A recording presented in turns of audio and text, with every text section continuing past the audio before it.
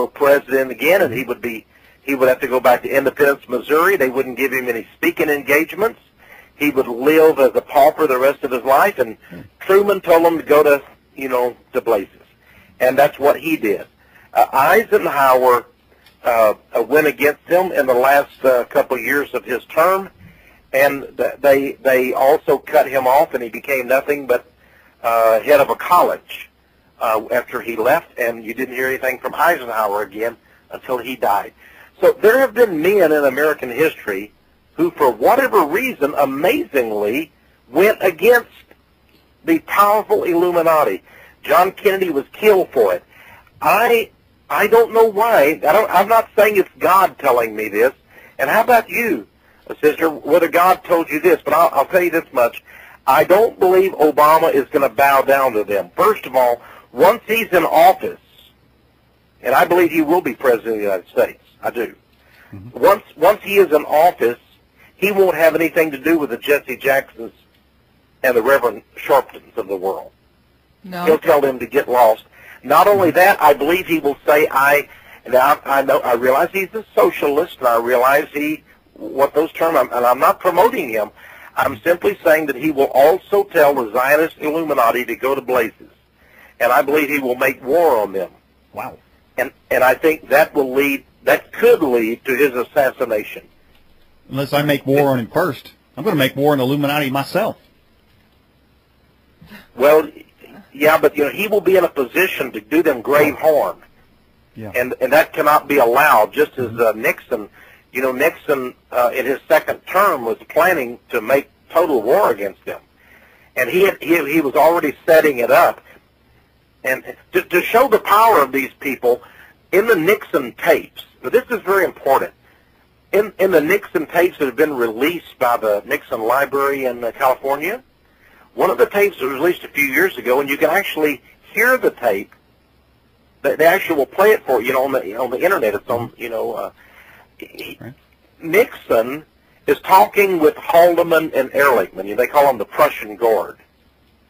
Right. And they were talking about how they were going to achieve this war against and defeat the Illuminati. Mm-hmm. And what they were going to do was to go to the National Archives and bring out the records of the JFK assassination, right, which they used the code word the Bay of Pigs, mm-hmm, which was the old Cuban right, deal, but right, they used it. It was a code word meaning the JFK assassination.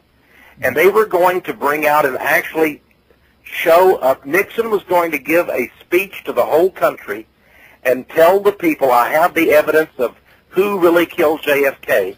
It was going to be a bombshell. It would totally destroy the Illuminati forever.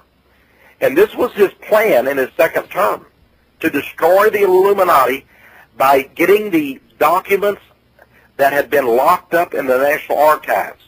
Now, can you believe this? And this is so important for your audience to understand. If you want to understand the Illuminati, when they talked about this, they said, how are we going to get them out of the safe at the National Archives building?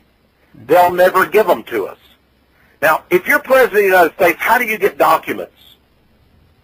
You just go and say, give them to me, right? Yeah. Yes, in your CIA. Hey, bring some Secret Service agents over. Yeah. Take your limo, go over to the National Archives, and tell the director of the National Archives, open up the safe and give me the papers. Well, that's what I'm thinking.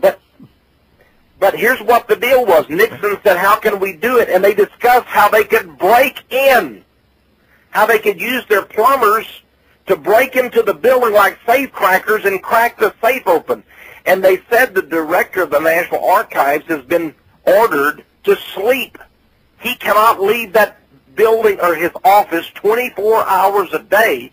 He's required to be there to guard those documents. And I believe it was Ehrlichman says, but I have found out that they are going to let him go on vacation and for a while, and we believe we have a way to get in there and crack the safe. Can you believe the President of the United States, they couldn't get the documents and he had to crack a safe? Well, of course, that never occurred, and they were found out. I believe the wiretapping they knew all along. They were wiretapping people in the Oval Office, but they were being wiretapped Remember, Bill Clinton told Monica Lewinsky, "We've got to watch what we say." Somebody, a foreign power, is taping my office, wiretapping me. Wow. Bill Clinton, everything he said. That's why they knew about Monica Lewinsky. Everything that was happening in the Oval Office, this so-called foreign power, the Illuminati, was wiretapping. Well, they know everything the president and vice president are doing. Yeah. Tex, let's go to kind of up to date here. We've got this eternal war going on in Iraq. And I don't know if I've ever talked to you about the 9/11 issue, but who do you think was behind that? Well, there's no doubt it was the Israeli Mossad with rogue agents of the FBI and the CIA were involved in that. And what was their purpose? Was their purpose to get us to go to war? Well, yeah. You needed Pearl Harbor to get us into World War II, and so Roosevelt engineered that and provoked the Japanese, and then kept it a secret. He knew the attack was coming, and he kept it a secret because he wanted a certain number of people to die. Roosevelt sent out the aircraft carriers because we needed the aircraft carriers to win, so he sent them out of Pearl Harbor so they wouldn't see destruction. So just the same thing with the Lusitania. It was full of bombs and armaments, and we sent it in harm's way knowing it would be sunk by the Germans in World War I, and that allowed us to get into that war. So all of these are engineered wars. And so the Israeli Zionists and the Zionists in America, the neocons they're called now, determined that they wanted us to fight a war and take over the oil resources of Iraq, and then later we were to go into Syria and Iran, and at the same time this would allow a cover for Israel to go to oppress the Palestinians even more, to set up an apartheid ghetto type system there in Israel and Palestine, and to also attack and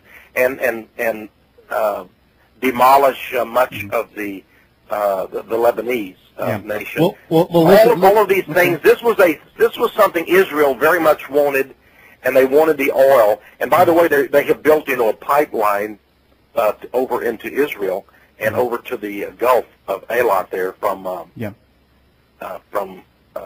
Iraq. Believe me, there's plenty of oil now coming out of Iraq, but the Iraqi people are not benefiting, nor are the Americans. Yeah. Are we going to see another 9/11 type event? I don't know why they wouldn't do it. They've had a lot of problems with the first 9/11.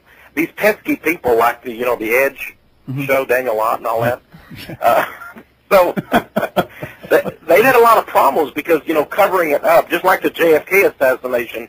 They've spent years to cover that up, and they're having to do the same thing with 9/11. They're not easy events. Here's why: there are always a certain number of FBI, CIA, and military people who are patriotic Americans.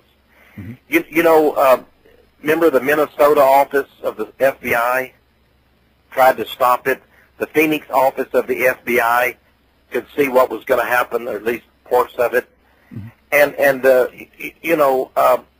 So even the Pentagon during all of these things going on, the colonel that was second to our Secretary of State, what was his name? The Afro-American guy. Excuse me, my mind is going here. Colin Powell. Okay. They were sort of flies in the ointment. There are always a few military brass. George Bush has had a real mutiny, and he put that Porter Goss over at the CIA to try to get rid of all the patriots. And unfortunately, they got rid of Porter Goss because Porter Goss was into all kind of sexual shenanigans and drugs, and they exposed him instead. This is what they do. There are patriots in the military, in the FBI, even in the CIA. They know these things are going on, but they say, how can I get this information out to the American people at large?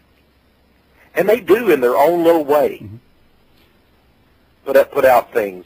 But we're so few, and there's so many, and they've got so many billions of dollars. Yeah. Hey, Tex, on propaganda. On the Edge's website, we have a video in your bio section where you did an interview with Alex Jones talking about